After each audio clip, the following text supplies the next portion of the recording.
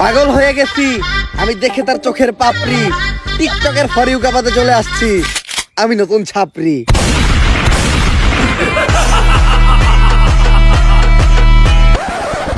আমরা করবো বিজনেস আর তোমরা খেলবা দিয়া বাস্তা গো বেলুন।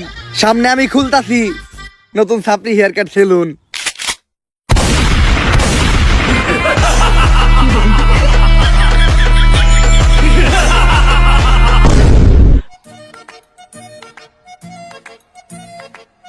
বাউ আপনি তো 2,000 years later.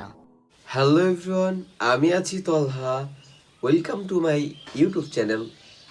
ফাইনালি ওমরন ফায়ারের নতুন ভিডিও। বসের এই ভিডিওটি কেমন হয়েছে এটা দেখলে তোমরা অবাক হয়ে যাবে।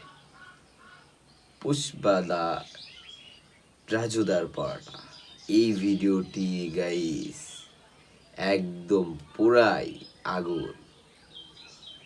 এই ভিডিওটি মানে ওমরন ফায়ারের ভিডিও বলে কথা। এই ভিডিওটি যে কাকে যে পচাইছে এই ভিডিওটি দেখলেই বুঝতে পারবে।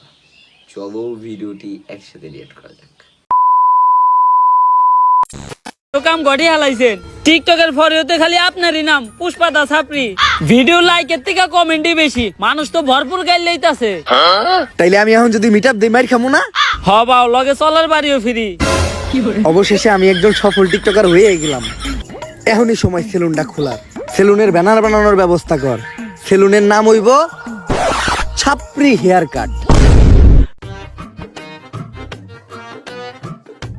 ব্যানারটা হইছে একদম করা, এখন খালি সেলুনটা উদ্বোধনের পালা। বাউ সেলুন উদ্বোধন করবেন কেমনে? এখনো তো মেন কাম বাকি আছে। ওইটা আবার কি?